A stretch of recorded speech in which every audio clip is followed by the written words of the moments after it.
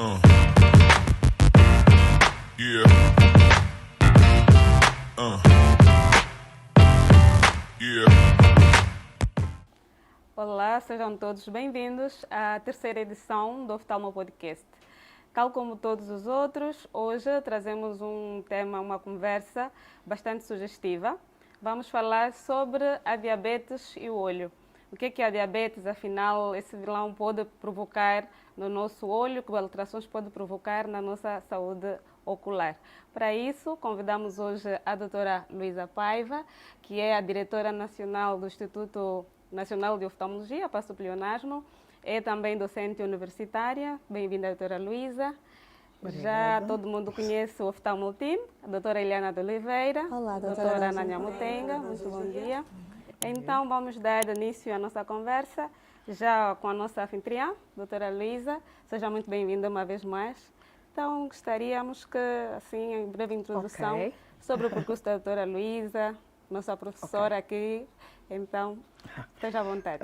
Obrigada, em primeiro lugar, pelo convite. Vou dizer que é a primeira vez, embora já tenha encarado as câmaras, mas é a primeira vez que estou num programa deste tipo. Vou começar primeiro por dar os parabéns. É o primeiro domingo de maio. Parabéns a todas as mães. Obrigada. Obrigada, somos todos mães. Mesmo para mim, que a minha já não está cá, infelizmente, mas que quando acordei, o meu primeiro pensamento foi para ela, onde ela estiver, e tenho a certeza que estará bem. Um feliz Dia da Mãe. Bom, passando este momento, vou apresentar-me, chamo-me Luísa Paiva, sou oftalmologista, fiz a licenciatura de Medicina na Universidade de Agostinho Neto, na UAM, terminei em 89, depois disso passei para o Instituto Oftalmológico, fiz o internato naquela altura, portanto, terminei em 95. Antes disso, tivemos um estágio, eu e outra colega, que éramos apenas duas. Na altura, fomos as duas primeiras internas e só haviam 3 oftalmologistas na altura. Passámos depois por Espanha como uma preparação, vamos dizer, para o exame de especialidade. Portanto, especializei-me em 95 e desde então estive sempre no Instituto Oftalmológico. Anos depois fui a diretora clínica do Instituto e desde outubro de 2014 que sou a diretora-geral do Instituto Oftalmológico, que agora todo mundo chama, em vez de ONA, não é? Que é Instituto Oftalmológico Nacional, chama o Hospital da Cidadela, provavelmente pela proximidade. Também sou docente colaboradora da Faculdade de Medicina, portanto, ministro a cadeira ou disciplina de oftalmologia desde 2000. Portanto, é um percurso assim curtinho, modesto. Curto não tem nada. Foi professora do time, não é?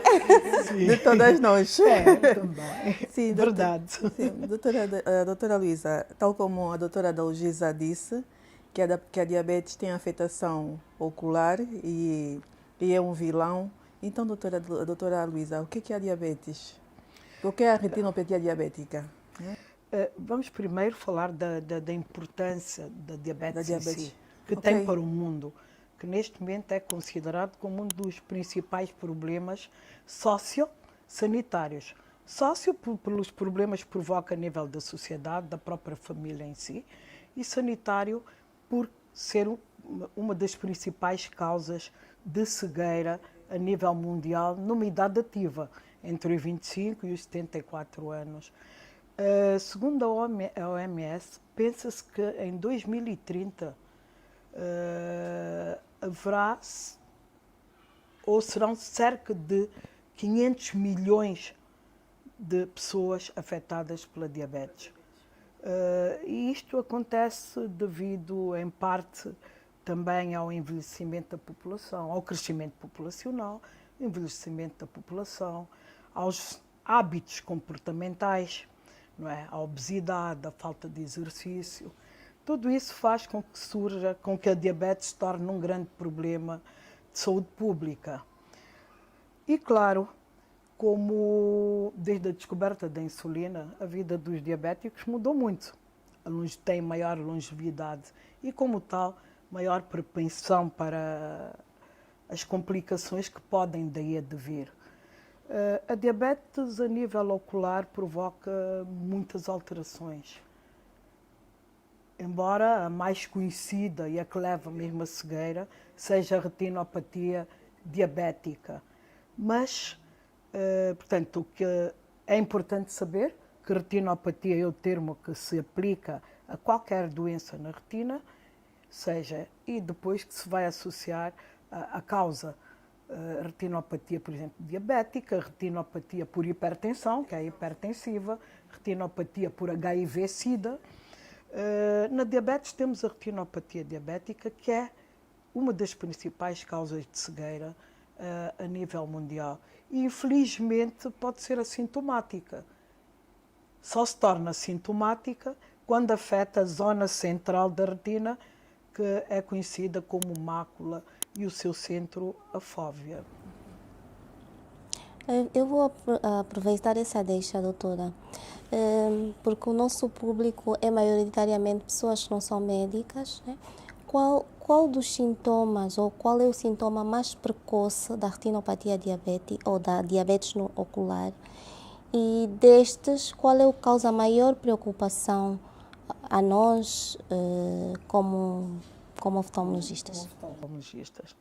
Bom, a nível dos pacientes, logicamente, ele só ocorre ao hospital quando tem baixa de visão. E que, infelizmente, pode aparecer no estadio já tardio, quando afeta a mácula. Porque somos médicas, oftalmologistas, sabemos que pode ocorrer a retinopatia, mesmo já numa fase muito adiantada, proliferativa, com alterações graves já do fundo do olho, a mácula estar ou não afetada. Se não estiver afetada, o paciente não sente. Para nós, o mais importante é que o paciente não chegue a este estadio. E daí a importância da saúde pública, da informação. Em países mais avançados, não é? Qualquer diabético e mesmo os médicos, aí tem os médicos de família, os endocrinologistas, têm um papel muito importante em que informam um paciente diabético, os pacientes também são mais informados, que ele deve fazer consulta de oftalmologia todos os anos. Ele tem que saber que, se não for bem controlado, que não controlar bem a diabetes, que este é o principal fator de risco para desenvolver uma cegueira ou retinopatia diabética. Portanto, é importante que se faça aqui um trabalho de saúde pública, que os cuidados primários aconteçam, que nós possamos também informar a população. Mas para nós é preocupante um paciente que nos chega já com retinopatia diabética quando se podia evitar. Portanto, penso que a nível de cuidados primários, que nós, equipa de oftalmologia, não só os oftalmologistas, porque a equipa de oftalmologia é composta pelo enfermeiro especializado, que é muito importante, que é ele que pode estar na comunidade onde não existe um oftalmologista, o optometrista, que é também o nosso parceiro, não é? E o oftalmologista, a equipa, deve informar a população. Os endocrinologistas, os médicos de família, que já começam a ser uma realidade no nosso país, tem que haver uma interação muito grande entre o oftalmologista e o médico de família ou o endocrinologista, para que o paciente não nos chegue já em fase de retinopatia. Já gasta aí, já vão ser utilizados muitos recursos que poderiam ser evitados com informação sobre o que é a doença. O doente tem que saber que uma diabetes não controlada ao longo dos anos pode levar a que ele tenha retinopatia e que segue, e que, portanto, deve ter um controle estrito sobre a sua doença, deve saber que outros fatores coadjuvantes podem piorar a sua doença, como doenças sistémicas como a hipertensão arterial, que é uma das piores, a obesidade, a falta de exercícios, os hábitos nutricionais. Portanto, tudo isto é muito importante. Portanto, há que fazer mesmo o trabalho de saúde pública, os cuidados primários têm que funcionar para que o doente que nos chegue seja aquele que depois de 20 ou 30 anos da doença que vai desenvolver então a retinopatia, porque isso também está provado, embora não se saiba porquê, e eu própria já tive essa experiência, de pacientes com mais de 15 ou 20 anos de evolução e sem retinopatia. Isso pode acontecer também, mas o que a literatura diz e que nós vemos na prática, e quanto pior controlado ele estiver, mais cedo vai aparecer a retinopatia, mais grave será. Portanto, o controle da hiperglicemia é essencial. Doutora, pronto, já uma abordagem muito grande sobre a retinopatia diabética. Entretanto, pronto, a doutora falou também dos colegas endocrinologistas, internistas e agora a medicina geral que tem mandado pacientes, que têm visto os pacientes às vezes primeiro do que as especialidades em si. Sim. Nesse caso, por exemplo, o paciente diabético foi visto numa consulta de medicina interna, depois o médico pede a nossa avaliação. Como é que nós dizemos, pronto, o diagnóstico está feito, esta é uma retinopatia diabética, assim em termos um bocadinho miúdos sim. para quem nos acompanha. O diagnóstico da retinopatia diabética. Quero saber como é que podemos chegar ao diagnóstico. Geralmente existem várias técnicas. Primeiro, a história clínica. Uma boa história clínica, não é? Dá-nos já praticamente o diagnóstico. É importante saber que este paciente, quando nos é encaminhado por um colega, saber, ele de certeza que já vai fazer uma informação, saber que tipo de diabetes tem, se tem diabetes tipo 1 ou tipo 2, sabe-se que a retinopatia em diabéticos do tipo 1 podem aparecer depois de 5 anos, mais ou menos, mas tipo 2 deve ser observado logo no momento, porque geralmente são indivíduos que já podem ter a doença e sem o saber há muito tempo.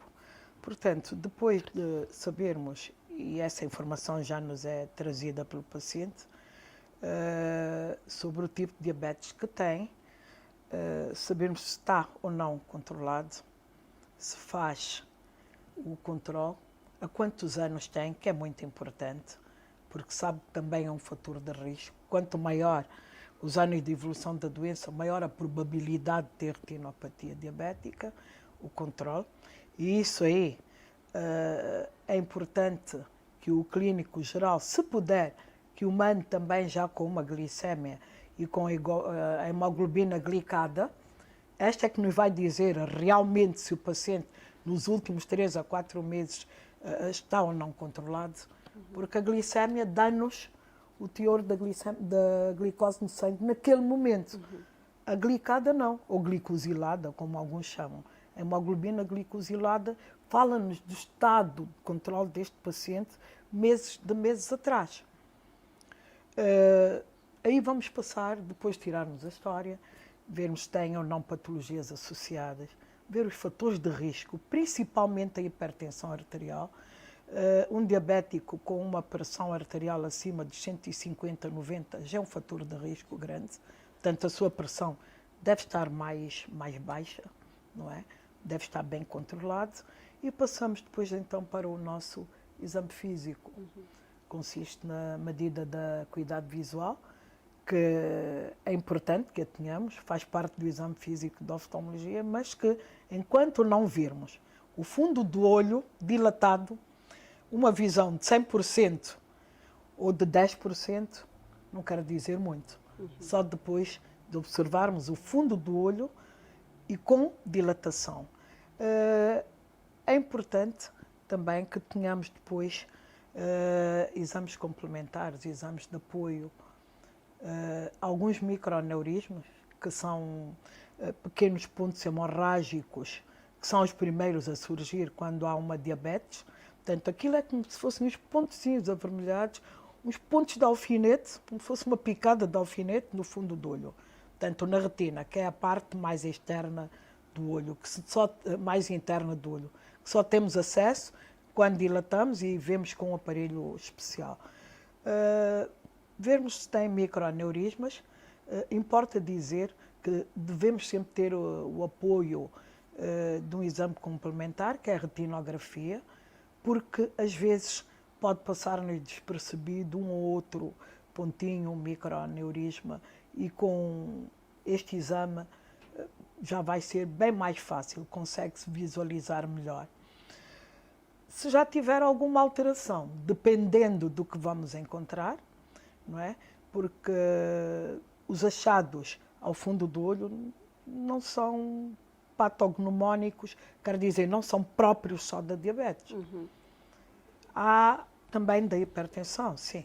Há outras doenças que podem também cursar com esses sinais encontrados ao fundo do olho. O que nos vai mesmo orientar é a disposição, eu digo a disposição, que é característica na diabetes.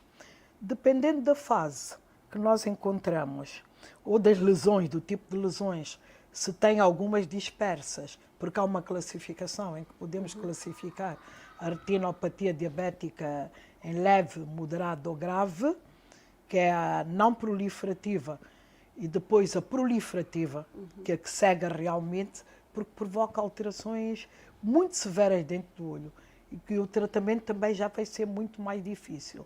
A partir daí, e com apoio de outros exames também existentes, como por exemplo a tomografia de coerência óptica, que é como se fosse um raio-x do olho, ou uma tomografia verdadeira do olho, com o apoio da angiografia fluorescênica, que está a ser um bocadito afastada, porque há outro exame, que é a OCT Angio, portanto, em que já não usam métodos invasivos. A fluorescenografia, uma pessoa usa um contraste numa veia do antebraço e vemos a passagem do corante dentro do olho. De qualquer forma, ainda continua a ser usada, porque se houver uma alteração da mácula e for isquémica, é muito importante.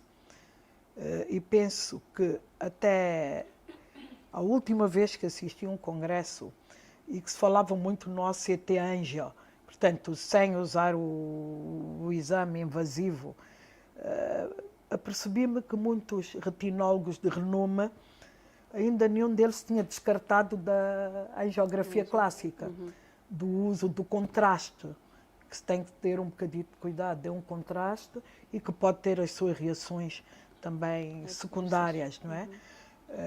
Algumas ligeiras, as mais frequentes são mais ligeiras, como náuseas, vômitos, mas também, em alguns casos, pode ser uma reação anafilática grave. A partir daí, de classificarmos as lesões encontradas dentro do olho, depois vamos partir, então, para o tratamento. Mas um conselho que eu deixo aos colegas, já que começamos a falar nisso, é que sempre tiverem um diabético, que se for do tipo 1, ele deve ser encaminhado, mas não há tanta urgência, em relação à retinopatia, que se pode esperar um bocado, alguns autores falam em 5 anos, mas um diabético do tipo 2 deve de imediato fazer uma consulta de oftalmologia. E nós também devemos arranjar mecanismos de estarmos conectados a esse médico, de trocarmos informações a 100%, termos sempre informações, porque o doente pode não estar controlado. Porque também sabemos que um doente que esteja bem controlado desde o início vai desenvolver lesões muito mais tarde.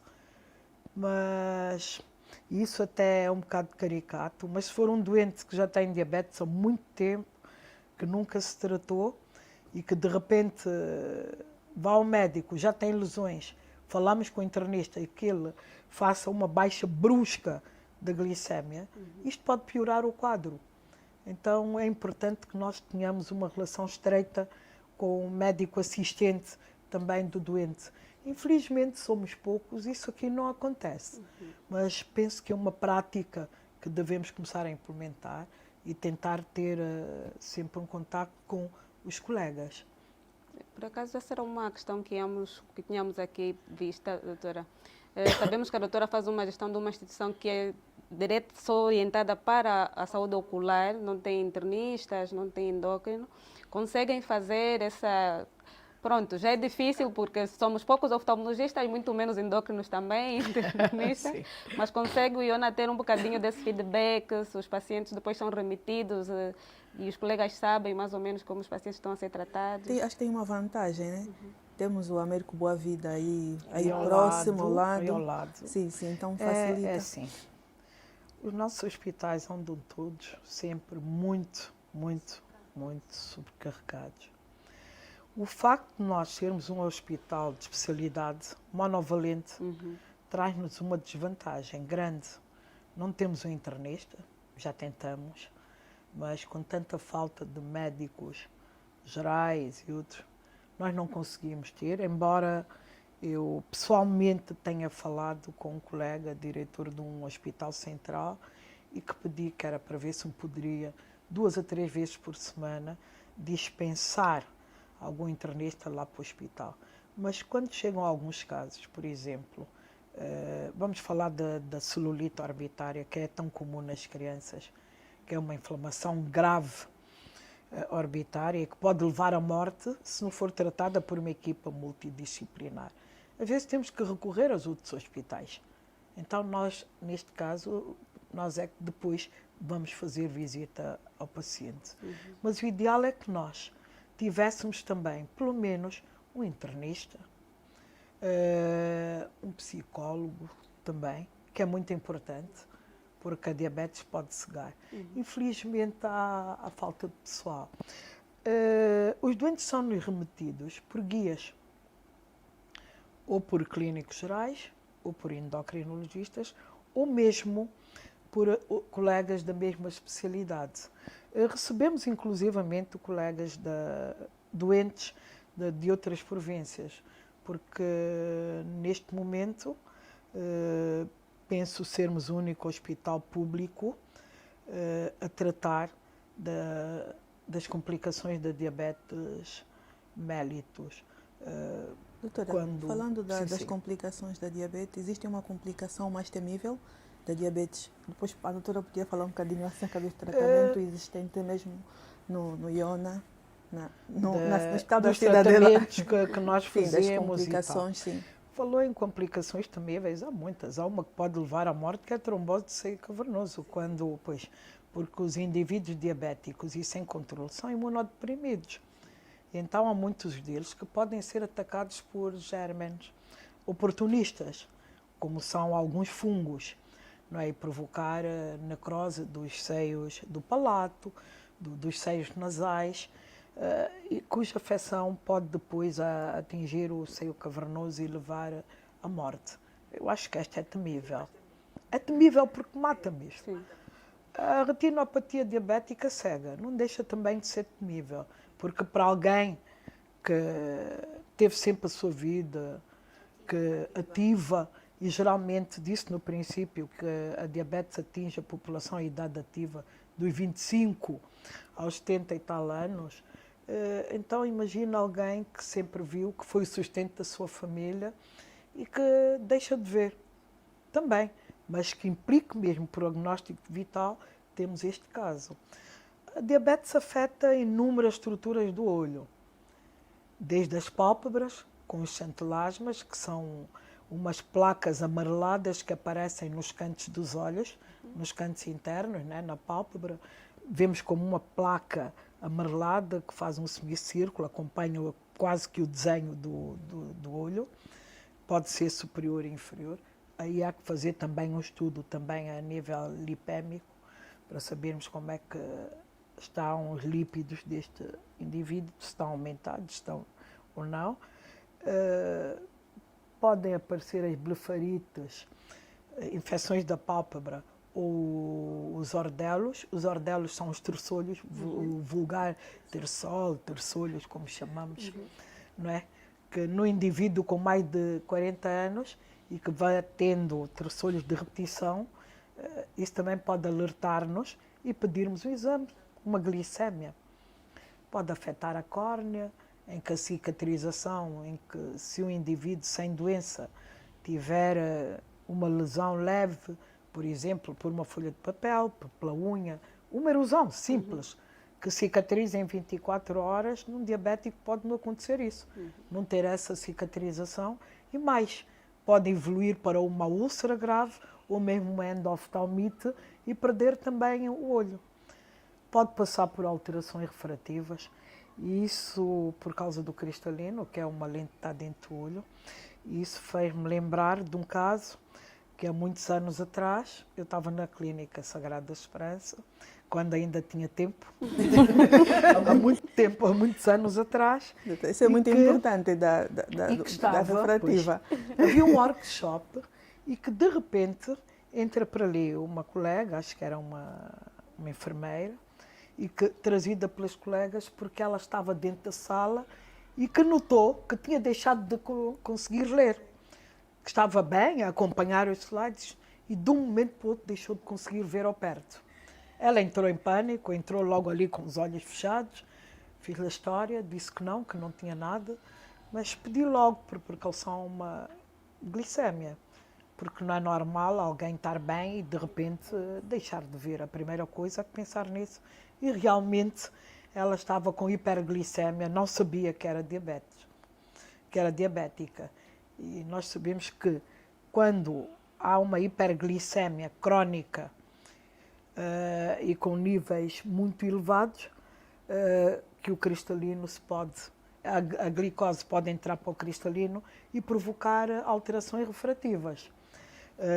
Essas alterações refrativas podem tender tanto para a miopia, quer dizer, deixar de ver, e isso é súbito, de repente deixar de ver para o longe, como uma baixa muito brusca da glicémia levar a hipermetropia, que é não conseguir ler. Já havia esses dois extremos, de pessoas que deixaram de ver de repente para longe ou deixar de ver para perto. Nestes casos, temos de ter uma atitude prudente, não graduar o paciente. Já tive um que era muito ocupado e que assinou um termo de consentimento. Queria graduar assim mesmo? Não, que disse que não poderia dar-se ao luxo de esperar que a glicemia baixasse. Queria fazer o tratamento, mas que o tipo de trabalho que ele tinha exigia visão, que tinha que ver. Então, ele assinou o termo de consentimento e dei-lhe a prescrição de óculos, porque ele sabia que depois de 1 a 2 meses que aquele par de óculos já não iriam servir. Pois, e falamos no cristalino, vamos passar para a catarata, até chegarmos à parte de dentro, a mais posterior do olho. A catarata também se pode formar, também por causa da hiperglicemia crónica, por causa da mudança, é uma explicação muito técnica e também não é tão fácil, mas que quando a via normal da glicose, quando está saturada, não é? Ela é transformada em sorbitol e então aí começam a surgir outras alterações como a catarata. A catarata no diabético, se for no indivíduo mais velho, vai aparecer mais precocemente e pode ser de um tipo complicado. Chamam também que pode aparecer outra catarata como se fossem pequenos flocos dentro do cristalino, mas é uma catarata que interessa saber que é mais precoce e que é mais frequente no indivíduo com catarata do que um não catarata. Saindo daí, entrando mais para dentro, também podemos ter alterações no vítreo, em que aparecem algumas formações calcárias que chamamos de hialose asteroide, não é? Já vi algumas, são um bocadito mais frequentes e que se podem facilmente confundir com outro tipo de hialose, provocado, portanto, assim que cintilantes, né? Por depósito de gordura. Mas é um quadro que para nós é muito bonito ver aquilo, parece um céu estrelado. Lembra o Natal. Lembra mesmo. Muitas estrelas. E logo a seguir, então vamos ter a afecção da retina, com a retinopatia diabética e o edema macular, que é a principal causa de perda de visão. Porque a retinopatia, se for a forma proliferativa também, cega bastante. Mas eu acabo por achar que o edema macular, por ser assintomático, não é? Às vezes, e de tratamento mais difícil entre aspas. Se for uma retinopatia proliferativa, no início, a panfotocoagulação, que já é um tipo de tratamento, a fotocoagulação da retina pode resolver. Mas para o edema macular, a fotocoagulação resolve alguns casos, mas não todos. E às vezes piora um bocadinho, doutora. Às vezes pode piorar e mais. Uma coisa que é muito importante, uma pessoa inexperiente pode deixar o doente, um médico inexperiente, pode deixar o doente sem visão central, porque pode impactar acidentalmente a zona máxima de visão, a zona central, a fóvea, e o paciente perder a visão central. Este paciente nunca mais há de olhar para nós, não é? Porque vamos provocar uma cegueira. É grave. Também é verdade que a intensidade do laser para aquela área central é muito menor, tem que se ter muito cuidado, tem que se ter uma certa experiência.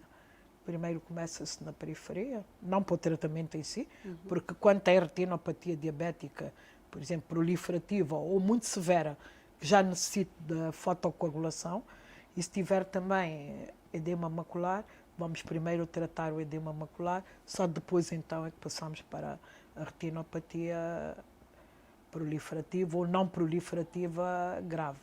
O importante é não deixar que surjam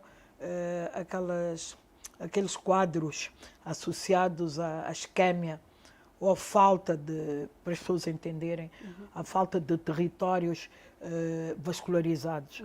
Porque quando isso acontece, há uma série de fenómenos, não é, que se desencadeiam e que podem depois levar a oclusões vasculares. Essas oclusões são graves.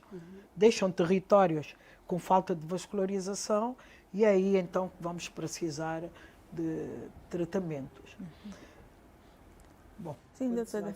Sim, doutora. A doutora falou do laser, falou do tratamento para o edema macular.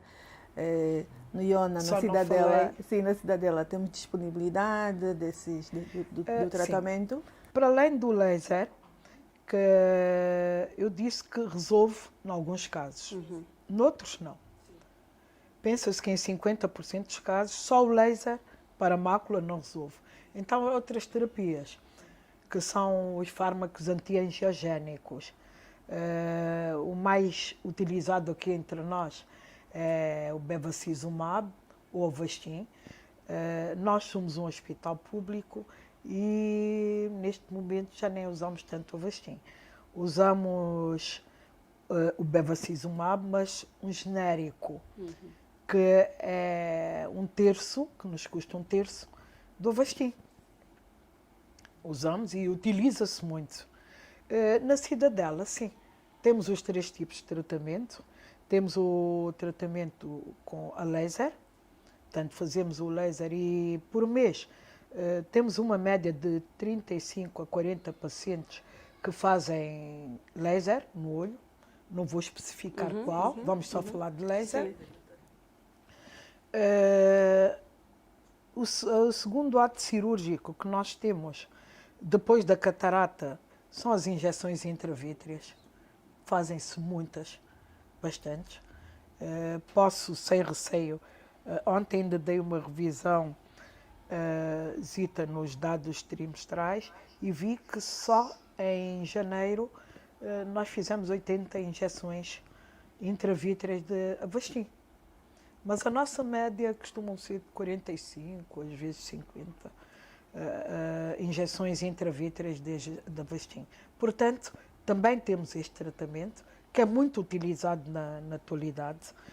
Para além deste anti-angiogénico, temos também os corticoides, a triancinolona. Infelizmente, ainda não temos dispositivos de libertação lenta, porque as injeções intravítreas, há um protocolo que se fazem as 3 injeções, mas também pode às vezes fazer-se 1, 2, depende, irmos seguindo os pacientes, não é? Vamos fazendo o seguimento através do OCT, ou da tomografia, como já lhe chamamos.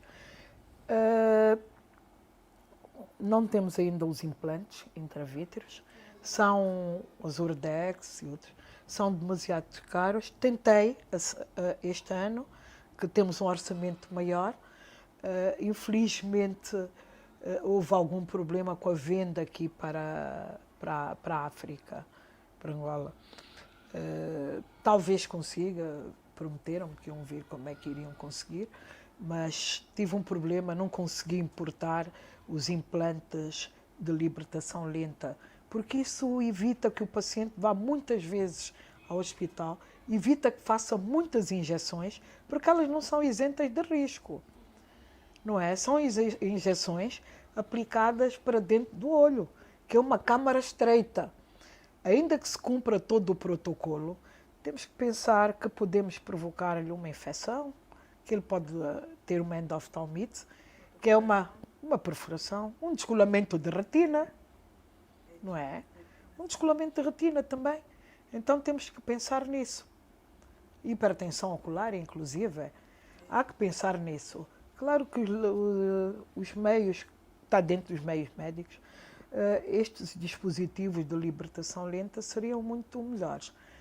São muito caros, mas também podemos selecionar os pacientes. Infelizmente estes não têm, porque não conseguimos importar, mas posso dizer que cada implante que eu pedi uma proforma fica aí à volta de quase 2 milhões, entre 1,5 milhão a 1,8 milhão. Sim, 1.000 kwanzas. Portanto, vocês vejam, nós temos pacientes, o ano antepassado, em 2022, vimos 64 mil pacientes. O ano passado tivemos um aumento de quase 30% de doentes. No geral, passamos para 86 mil pacientes. Há 3 anos tínhamos uma média de 4.500 pacientes mês. Neste momento estamos com uma média de quase 7.500 pacientes por mês, chegados da província. Sim. Ontem à noite recebemos uma criança que chegou de Malange. Temos uma criança, e falando em diabetes, que veio de uma província com uma catarata. Nas crianças a catarata é muito frequente, principalmente em crianças com diabetes tipo 1, principalmente mal controladas. Chegou com uma catarata hipermadura, muito madura, já não vê absolutamente nada, não é só luz, já não consegue deambular sozinha, e que infelizmente os pais não tinham condições para comprar insulina. Já vinha uns dias sem insulina, com mais de 350 miligramas de glicémia. Portanto, encaminhamos a criança de imediato para o hospital pediátrico e está lá há quase um mês internado. A semana passada, portanto, já estava mais controlada, foi para o hospital para ver se podíamos operar e tornar a voltar para o hospital pediátrico. Eu imagino o que é aquilo para aquela família, porque veio a mãe com o bebê ao colo, se calhar tem outros filhos na província, e nós sabemos que muitas vezes aqui as mulheres é que são os pilares da família, não é? Nem conseguimos imaginar o que é que será o transtorno que aquilo está a provocar, mas que ela está aqui com a criança, não é? Que vinha com uma glicémia e que até agora, pronto, pensávamos que estava mais ou menos controlada, começou a fazer um quadro febril e continua internada. Isso é um problema. Para além voltando ao tratamento, acho que não divaguei, mas dei um exemplo que é importante. Sim. Para além do laser, das injeções, também fazemos cirurgia vitreoretiniana. Infelizmente só dispomos de um médico que é expatriado e quando ele está de férias é um problema.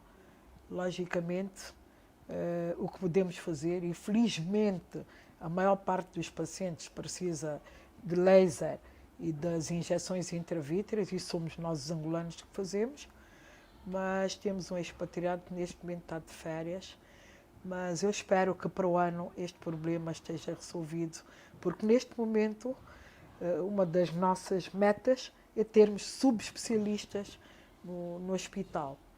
Mas para o tratamento de um diabético grave, oferecemos todas as condições, desde os exames complementares, porque tem que fazer exames complementares, como fotografias do fundo do olho. Temos a angiografia fluorescênica, ficámos um tempo sem ela, mas neste momento já temos um aparelho que faz a clássica. E como estamos no hospital onde tem anestesista, graças a Deus, se houver algum problema pode acudir, né? Já sabemos que temos que preparar as condições antes de fazer a angiografia, ter uma ampola de adrenalina, ter ali um corticoide por causa da náusea ou do vômito. Mas temos desde os exames complementares até o tratamento médico completo para um diabético.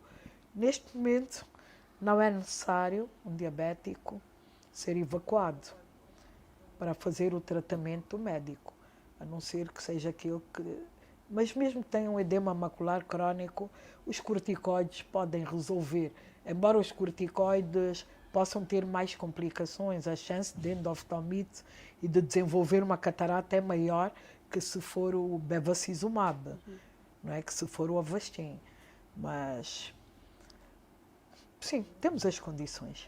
Puxando um bocadinho a brasa para a nossa sardinha, doutora. Eu costumo dizer que os olhos são a janela da alma e do corpo.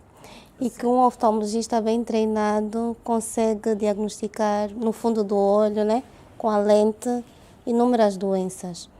E nessa senda, eu gostava de saber, doutora, se existe algum programa do Ministério para um rastreio em massa, uma vez que a diabetes é uma doença responsável por afetar uma população maioritariamente jovem e idade ativa. Existe alguma estratégia para que se possa fazer rastreios, depois dar sequência ao tratamento de forma antecipada? Eu sou o Ministério. Por isso é que eu estou a fazer essa pergunta. Eu represento o Ministério da Saúde. O Instituto Oftalmológico é um hospital de referência. Toda a gente conhece, é pequeno. Quando se passa por ali, fica-se um bocadito horrorizado ao ver as pessoas que enchem, que estão na rua, porque já não temos lugar lá dentro. E esta realidade vai se tornando cada vez pior, porque cada vez mais recebemos pacientes, não só de Luanda inteira, que alberga 1/3 da população de Angola. Eu não sei quantos milhões somos atualmente, mas estamos aí nos 10, 11, entre os 9 e os 11 milhões. Acudimos a população de Luanda, somos o único hospital público. Embora exista oftalmologia em alguns hospitais, mas são hospitais multidisciplinares e onde têm outras prioridades. Então, nós, Instituto, e representamos o Mensa, como disse, nós temos já um plano de ação que é entregue ao Ministério todos os anos. Não quer dizer que faça uma cobertura ideal aos cuidados primários oculares, né, aos cuidados oculares primários, mas temos um plano de vários rastreios ao longo do ano. Às vezes, alguns colegas dizem, vamos fazer um rastreio, geralmente vemos entre 500 pacientes, são 500 a ir para o hospital. Não são 500 a ir para o hospital.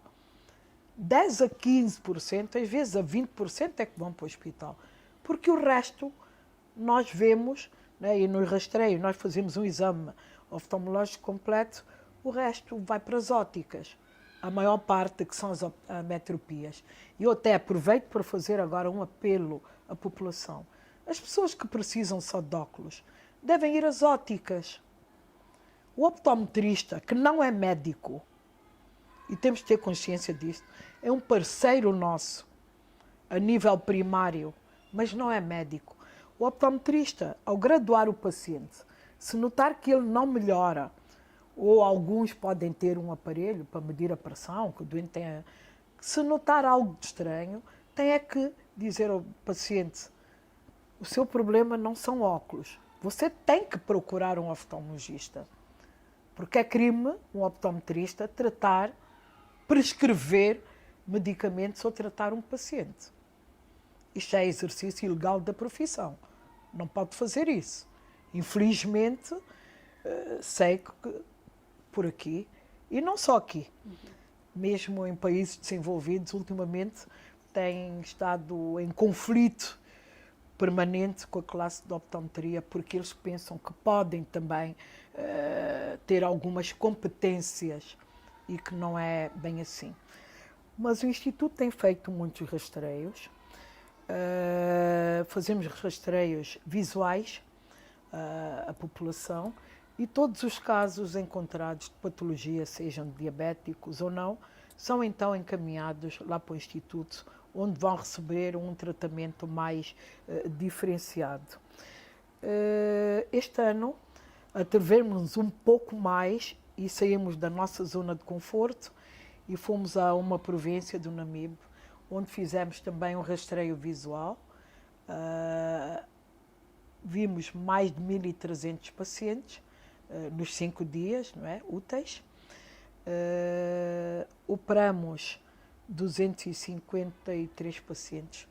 Destes, 4 eram pterígios muito invasivos, que também tiram a visão. Portanto, o pterígio, para quem não saiba, estamos a falar para o público, pode não ser médico, que é uma prega vascular. As pessoas assustam, dizem, tenho aqui uma coisa no olho, branca. Carnicão. Um carnicão no olho. Exato, doutora, o carnicão. Operamos, encontramos muitos casos de glaucoma, que também é uma preocupação em saúde pública, porque é a principal causa de cegueira irreversível, porque também é sintomática, não dá sintomas e a pessoa convive com a doença anos e anos sem saber. Encontramos alguns diabéticos e que 2 deles já vieram, a menina não conta, não é? Falei da menina que está internada até agora, com catarata diabética, mas encontramos também retinopatias.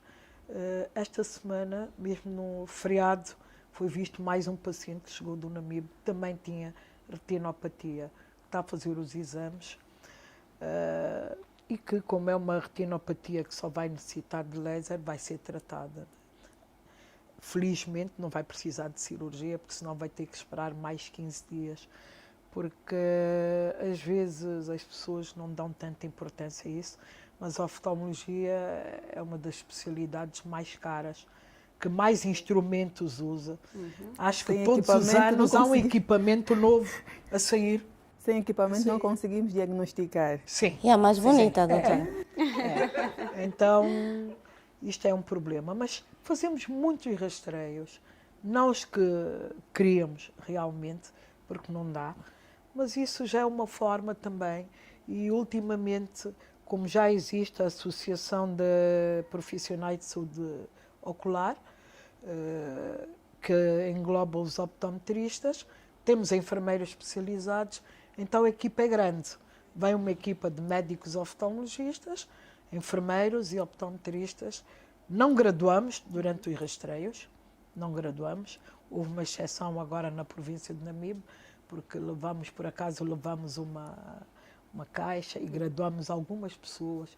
Geralmente foram trabalhadores, um outro pedido, porque os rastreios não são para graduar, são para detectar patologias. E vamos cumprindo mais ou menos este papel. Mas, na verdade, deveria existir um programa. Já tivemos um encontro com o Diretor Nacional de Cuidados de Saúde Primários e que incluímos, inclusivamente, alguns centros de saúde ocular.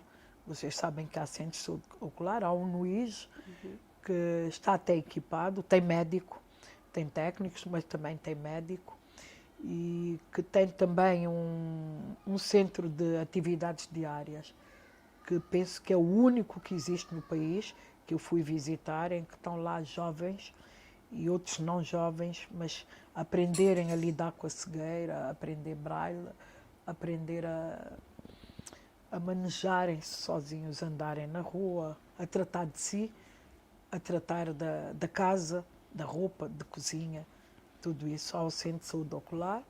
Aqui em Luanda há mais 2 centros, o IEBA e o São Marco. São Marco tem médico, o IEBA penso que também terá médico. Então, juntamos-nos e falamos com o diretor e ficamos depois de ter outro encontro em que vamos traçar estratégias para ver como é que se pode ter aqui os cuidados de saúde primários, oculares a funcionar. Mas há que ter mesmo um programa e investir na formação, porque formar um oftalmologista são muitos anos. Ele tem 6 anos de medicina, mais 4 de oftalmologia.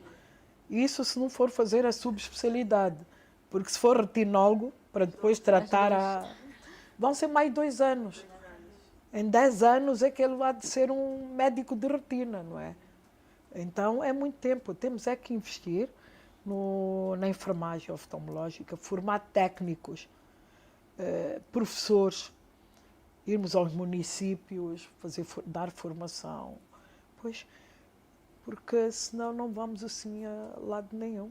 Mas que neste momento nós somos muito procurados por pacientes e também pacientes por si só e também referenciados, sim. Já há muita gente, por causa da televisão, das redes sociais, que lê e que já procura também o médico. Infelizmente é um hospital pequeno, tem uma sobrecarga assistencial, sim, e não só, também cirúrgica intensa, e que às vezes nem sempre conseguimos ajudar todos, mas fazemos o melhor. Para além da formação, neste momento estamos com 41 internos, saíram 9 no princípio do ano, vão sair 11, portanto este ano vamos conseguir formar 20 oftalmologistas, não é? Alguns já voltaram para as suas áreas de origem, e tem que ser assim, porque senão, se ficarmos todos em Luanda, as outras províncias estão mal. Mas temos que investir muito na formação e na formação média também. Não só na superior, mas na formação média. E como é que tem sido, doutora, fugindo um bocadinho, sim, dessa parte, aproveitando que agora falou sobre a formação, como é que tem sido conciliar, né, a atividade clínica, a área formativa e ainda a parte administrativa? Eu ultimamente tenho dito que eu agora sou mais administrativa do que clínica. É assim, eu às vezes conto isso e parece uma anedota, mas eu não escolhi oftalmologia, não escolhi medicina. Não escolhi medicina. A minha primeira opção foi para... Também não estava tão longe, mas era biologia ou bioquímica, foi mais bioquímica. Entretanto, naquela altura, não é? Era um bocado difícil os encaminhamentos. Acabei o liceu e andávamos ali de escola em escola, de faculdade em faculdade, a ver as listas. E o meu nome não tinha saído em nenhuma. Fui ter ao Ministério da Educação, que tinha lá um professor, e disse não consegui, o meu nome não saiu para nenhuma faculdade, eu escolhi bioquímica e nada e tal. E ele esteve ali a ver, só tem uma vaga para medicina. Eu disse, medicina? Bem, também não vou ficar sem estudar. Eu disse, ok, está bem, vamos para isso, vamos para a medicina, e que se calhar até está o primeiro ano, pode ter algum tronco comum e depois mude. O primeiro e o segundo ano passaram, quase que nem dei por eles. Também não era assim tão prático, era mais teórico. Mas aqui no terceiro ano começa-se a ter contacto com os pacientes.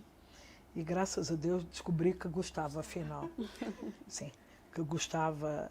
E quando acabei o curso de medicina, recebi um convite como disse no princípio, só haviam 3 oftalmologistas, 2 infelizmente já falecidos, e o Dr. Hermano David, que é o que está vivo, e um deles, já falecido, convidou-me a entrar para a oftalmologia, que não tinha nenhum interno. E eu ainda pensei, eu disse, bem, mas por que ele me convidou se houve uma aula prática e que ele entregou um oftalmoscópio a todos, descreveu a papila, todos viram e eu não vi. Assim mesmo, doutor. Também aconteceu conosco, doutor. Eu disse, todos viram, todos foram ali, estamos a ver o nervo da visão, é assim, assim. O que o professor tinha dito. Eu torci-me toda, vi. Disse, desculpe, lamento, mas não vejo mesmo. e recebi um convite. Depois de algum tempo descobri porquê. Acho que eu fui a única honesta. Porque quem nunca pegou no oftalmoscópio, pega a primeira vez, sem dilatação, não vê nada. Não vê nada. E acho que foi por isso que ele me convidou. E descobri também outra paixão na oftalmologia. E durante muitos anos dediquei muito à parte clínica. Sou uma apaixonada pela parte clínica. Mas depois, quando o diretor saiu, bom, pronto, alguém tinha que ficar. Ele indicou-me, provavelmente deve ter visto alguma coisa em mim, não é? Indicou-me. Foi muito difícil no princípio. Foi extremamente difícil. A doutora Ana acompanhou, porque o hospital estava a atravessar uma fase muito má, sem orçamento próprio, e para podermos reerguer-nos foi muito difícil. E a doutora Ana faz parte do grupo de primeiros internos, não é? Que foram, portanto, para o hospital na fase em que o hospital se estava a reerguer. Eu fiz o internato lá, mas isto em 90, sim, o hospital foi aberto em 90, foi quando entramos. Eu e as outras colegas mais velhas, não é? Da minha idade, não vou dizer quantos anos tenho, mas podia ser a mãe de qualquer uma de vocês. Eu e outras colegas fomos as primeiras a fazer ali o internato. O hospital funcionava bem, mas depois teve um período um pouco negro, porque a falta de orçamento, quando se depende de terceiros, é terrível, porque os terceiros não conhecem as nossas prioridades, as nossas realidades. Mas, neste momento, tento manter uma consulta, para não me esquecer. A Faculdade de Medicina, estou assim meio estremecida, porque temos muito trabalho no hospital, demasiado trabalho no hospital. Tivemos um infortúnio foi um embate violento, a morte do nosso diretor pedagógico, há 2 meses, só há 2 meses, uma pessoa aparentemente saudável e que estava ali, cumpriu o seu papel, que infelizmente faleceu, que deixou ali um buraco.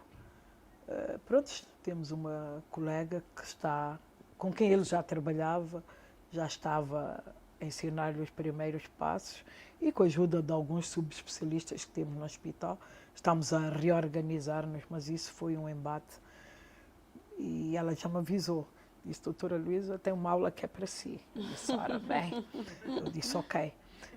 Também é verdade que, embora esteja mais dedicada agora à gestão, porque quando se começa mesmo, quando se vai para a ala administrativa, quase que nos esquecemos da clínica, porque não conseguimos fazer mais nada. Temos um corpo diretivo, é verdade, tem uma direção clínica, tem uma direção administrativa, da enfermagem, mas são muitos os problemas dos hospitais. São muitos os problemas. E no fim de tudo, eu sou a supervisora, não é? Acabo por ser a supervisora de tudo o que os outros fazem. Mas continuo a gostar bastante de clínica, sim, mas está a ser um bocadinho difícil conciliar. Mas fui sempre muito clínica, muito. Então, doutora Luísa, para terminar, conselhos para os nossos ouvintes, os nossos pacientes? Ok. Em termos de oftalmologia, há vários. Vamos começar pelos pequenitos. Vamos generalizar um bocadito. Por exemplo, nós não temos o hábito, se calhar também por haver poucos serviços de oftalmologia, mas agora já há mais óticas. Embora não seja aconselhável a primeira consulta de uma criança, não é, de 3, 4 anos ser feita por um optometrista. Eu aí não concordo muito. Penso que se deve fazer um rastreio visual a uma criança entre os 3 e 4 anos, ou antes, caso os pais notem alguma anomalia. Qualquer anomalia que notem, o desvio do olho. E, infelizmente, às vezes ouço alguns colegas dizerem, tem um olho torto, espera até aos 5 anos. Não. Isto é um erro grave, porque um olho desviado, em 20% dos casos, pode ser o primeiro sinal de um tumor altamente maligno, que é o retinoblastoma.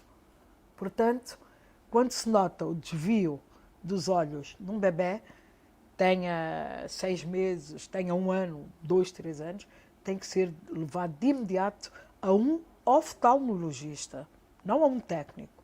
Tem que ser levado a um oftalmologista, porque pode ser o primeiro sinal grave. Pode não ser até um tumor, mas pode ser que a criança tenha uma diferença de graduação entre os 2 olhos, e para não ficar depois com o olho preguiçoso e que passa aquele período, porque nós temos um período para aprender a ver, de plasticidade sensorial, não deixarmos passar este período, pode precisar de óculos e depois de um tratamento de reabilitação visual. Portanto, toda criança deveria ser submetida, caso os pais, e eu realço isso, caso não notem nada de grave, deveria ser submetida a um exame ocular e também auditivo. Sim. Assisti a um seminário sobre o autismo e então vi a importância que muitas crianças que não são verbais e que também têm problemas auditivos, portanto, deveriam passar por estes exames. As crianças um bocadito maiores, também fazer o rastreio de uma metropia, ver se precisam de óculos, porque a maior parte dos defeitos de refração, as miopias leves e tais, aparecem por volta dos 6, 7 anos ou na adolescência. Subindo um bocadito mais, vamos depois para o glaucoma, que aparece em idades, não é? Uma pessoa de 40 anos ainda é jovem. Né? É jovem. Eu, quando tinha 18 anos, não é? Pensava que alguém com 40 anos era velho. Agora não, é jovem. Então, aos 40 anos, temos que pensar no glaucoma, porque o glaucoma provoca uma cegueira que é irreversível. E o que é pior é assintomática. Qualquer um de nós aqui na sala pode ter glaucoma sem o saber, porque o glaucoma o que retira é a visão periférica.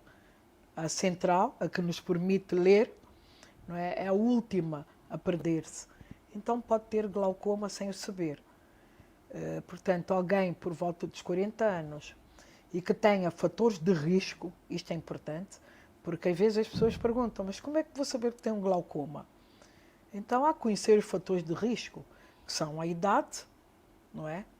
Pode-se ter glaucoma na infância, pode-se ter o glaucoma congénito, ainda bebê, mas ele é mais frequente depois de 40 anos. Portanto, a idade, a raça é um fator de risco muito importante, a raça negra, e também é muito frequente também nos latinos. Portanto, para além da raça, da idade, ia-me perdendo, a história familiar também é importante. Se for ao médico e o médico encontrar a tensão ocular elevada, é um dos piores fatores de risco também para que desenvolva a glaucoma, porque quando falamos em glaucoma não é só tensão alta. Às vezes vejo pacientes em consulta que dizem, fui a uma ótica e disseram-me que tem glaucoma. Eu observo o paciente e ele só tem a tensão alta nos olhos. Ainda não tem alterações no nervo óptico nem no campo visual. Então não vamos falar em glaucoma. Este indivíduo tem hipertensão ocular, que deve ser tratada se for muito elevada. Se estiver acima dos 25, embora não se saiba também porque é que há pessoas que com pressões elevadas acima dos 22 e nunca vão desenvolver lesões, mas há outros. Por isso é que a genética também é muito importante. Começam-se a estudar alguns fatores, não é? Assim como na diabetes. Por volta desta idade, um pouco mais, então também vamos ter depois as doenças sistémicas, como são a hipertensão. Não falamos muito da hipertensão, a não ser como um fator agravante para a retinopatia diabética, não é? Faz com que essa se acelere. Mas a hipertensão arterial também é conhecido, assim como o glaucoma, é conhecido como o ladrão silencioso, não é? que as pessoas podem não ter sintomas e terem níveis muito elevados de tensão arterial. Tanto uma hipertensão arterial ou, não é bem, baralhei um bocado, pode ter uma tensão muito elevada, seja ela a máxima ou a mínima, que nós chamamos de diastólica, sistólica, portanto a máxima, e a outra diastólica. Níveis elevados de tensão arterial também podem provocar danos grandes no olho. E eu gosto às vezes de dar exemplo. Há uns anos vi uma jovem de 17 anos que a queixa única era de cefaleia, que tinha muita dor de cabeça e que já tinha foi fazer uma consulta e que lhe disseram que estava bem. E então depois começa com visão borrosa e vai ao hospital. Nós vimos, tinha visão moderadamente ou discretamente diminuída, tinha aí 60% de visão, não melhorava, e quando vimos o fundo do olho, tinha um fundo do olho típico, já com sinais muito graves de hipertensão arterial. Portanto, tinha uma retinopatia hipertensiva severa. Tinha 17 anos. Medimos a pressão e que estava com uma tensão demasiado elevada. Mandámos para o médico, fez estudos e afinal tinha um tumor a nível da glândula suprarrenal, né, que pode dar aqueles níveis tensionais muito elevados, que assustam quase, que uma pessoa olha e diz como é que ela consegue estar de pé com esses níveis, com 220, 230 de máxima e uma mínima de 14, mais ou menos. Esteve internada há bastante tempo, este caso nós fomos seguindo e tivemos outros. Portanto, há que controlar bem também a tensão arterial, né? Que pode pode levar a essa doença, que é a hipertensão arterial sistémica, e que também leva à cegueira. Não pensamos muito nisso, mas leva à cegueira, não só à morte, mas também à cegueira. A diabetes, que foi o nosso tema de hoje,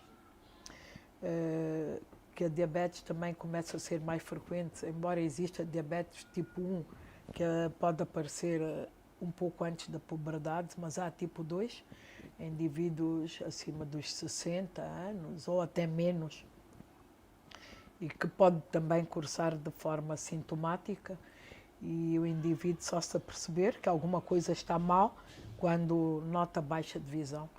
Então, um diabético hipertenso devem ser submetidos a controles anuais, dependendo da lesão encontrada, mas todos os anos deve fazer uma consulta de oftalmologia. Se o oftalmologista achar que não tem lesão, que é bem controlado, então pode repetir de 2 em 2 anos, isso depois vai depender um bocadito. Vamos passar para outra, que há uns anos atrás diziam que era acima dos 65 anos, mas que agora, não falei da catarata, se calhar vamos falar antes da catarata, que também é uma das principais, é a primeira causa de perda visual. Reversível, enquanto que o glaucoma é irreversível. Por mais que façamos o indivíduo chegar já numa fase tardia, já não há nada a fazer. A partir daí vamos tentar controlar e fazer o máximo para que ele se mantenha como chegou, que às vezes é um bocado difícil. É difícil. A catarata, que é mais frequente, que embora apareça em qualquer idade, temos a catarata congénita, mas é mais frequente depois dos 65 anos, pode aparecer um pouco mais precocemente em pessoas com diabetes. A catarata tem tratamento, se não tiver outro problema dentro do olho, porque quando não chega com uma catarata já madura, aquilo é como se fosse um véu. É uma opacidade que está numa lente transparente, tornou-se opaca, nós não conseguimos ver. Há meios que nós podemos usar, de exames complementares, uma ecografia, que só nos vai dizer se as estruturas intraoculares, para além da catarata, se estão ou não no seu lugar. O resto não. Se tiver, por exemplo, uma retinopatia, se tiver diabetes associado, podemos não ver. Se não for proliferativa, podemos achar que está tudo bem, e ao tirar a catarata, se tiver também um glaucoma de baixa pressão, vermos que o indivíduo pode não ter aquela visão, não é? Porque a partida, quando o indivíduo se vai submeter a uma cirurgia de catarata, pensamos sempre que vai ter a melhor visão possível. Mas nem sempre isso acontece. E não estamos a falar das complicações que podem surgir a qualquer médico, no intraoperatório ou o quê, mas pode ter uma lesão dentro do olho que passa despercebida porque ele já tem a catarata muito madura, então não se vê. E finalmente vamos falar da degeneração macular associada à idade, que é uma das principais causas de cegueira nos países industrializados. Em pessoas, acho que já baixou, de antes diziam que era acima dos 65 anos, agora já falam em 55 anos, em que tem uma cegueira que é central. E que também há muitas terapias para isso, desde os anti-angiogénicos, aqueles que já falamos, não é? Da família do Avastin. Enfim, já de antes não havia tratamento para a forma seca, tem 2 formas, a úmida e a seca, mas agora já se começa a falar num tratamento para a forma seca, que ainda não temos aqui. Não vemos tanta degeneração macular aqui, vemos mais uma forma, porque cursa com umas lesões brancas dentro do olho, que são as drusas. Estas sim podemos ver, mas nós temos um volume tão grande de pacientes, mas não vemos tanta degeneração macular, assim, drusas sim, mas a degeneração macular úmida, já vimos algumas, ou as atrofias geográficas, a forma seca, essas podemos encontrar, mas não tantas assim. Portanto, o principal conselho é levar as crianças, antes de entrarem para a escola, para um médico. Crianças entre os 7 e os 8 anos fazerem também um rastreio. Aos 40 anos, fazermos a pesquisa de glaucoma, principalmente conhecendo os fatores de risco. Somos africanos e o principal fator de risco, para além da hipertensão ocular, é a raça negra, não é? Os descendentes e os latinos. A catarata, esta ninguém foge. Às vezes perguntam, como é que podemos prevenir? Não se preocupe que ela há de aparecer. Ela é como... Idade, não vamos falar em velhice, que isso aí... A idade é o principal fator, não é? É como cabelo branco, ele há de aparecer. Uns mais cedo, noutros mais tarde, mas isso é fisiológico. Só que o tratamento é cirúrgico, mas a catarata há de aparecer. A minha avó viveu até os 105 anos, eu era mais miúda, ela já morreu há muitos anos, nunca vi ir ao médico, ela conhecia-me perfeitamente. Não sei se pela voz ou se tinha. Agora eu penso que sei, né, das coisas, como é que ela aos 105 anos, nós a chegarmos, ela já sabia quem era. E eu acho que ela via mesmo, mas não sei. Mas pela literatura, alguém com 105 anos tem que ter alguma coisa. Tem que ter catarata, tem que ter glaucoma, tem que ter degeneração macular. Então é ficarmos atentos principalmente a essas doenças. Quando temos doenças sistémicas, como a hipertensão, a diabetes, ou mesmo pessoas com HIV/SIDA, devem também fazer exames. Não é raro sermos nós a fazermos o diagnóstico, não é? E já fizemos alguns, ou muitas vezes, de pacientes com a doença SIDA. Às vezes aparecem aquelas lesões típicas na face, não é? Por herpes zoster, ou então mesmo a retinopatia, que encontramos dentro do olho, por citomegalovírus, que está ligado, e já fizemos muitas vezes o diagnóstico primário de algumas doenças sistémicas, até de leucemias também, já fizemos o diagnóstico. Portanto, a doutora disse bem, os olhos são o espelho do corpo e da alma. Aliás, quando estamos em conversas informais, eu gosto muito de olhar para os olhos das pessoas, porque eles dizem-nos muita coisa. É verdade. Não é só por ser oftalmologista. Os olhos transmitem-nos muita informação. Não sei se respondi a tudo, doutora, se gostaria de ouvir mais. Sim, da nossa alguma parte, coisa. penso que estamos terminados. Os conselhos foram dados. Chegamos ao final de mais um episódio do Oftalmo Podcast. Então já sabem, diabéticos, familiares diabéticos, amigos diabéticos, é bom que façam a consulta, não só de oftalmologia, mas uma consulta com um clínico geral, uma consulta com um médico internista, com um médico de família, que agora temos alguns, com endocrinologista, para que possamos fazer o rastreio. Já vimos da retinopatia diabética, que é uma doença que pode inclusive levar à cegueira. Então não nos esqueçamos, levar os nossos pequeninos também à consulta, porque existe a diabetes mellitus tipo 1, que aparece um bocadinho mais cedo. Estejam atentos, façam a consulta com a regularidade que se pede e não se esqueçam de acompanhar o Oftalmo Podcast. Até a próxima. Doutora Luísa, muito obrigada. Obrigada pelo convite. Gostei bastante, estava um bocado apreensiva, conforme disse, é a primeira vez.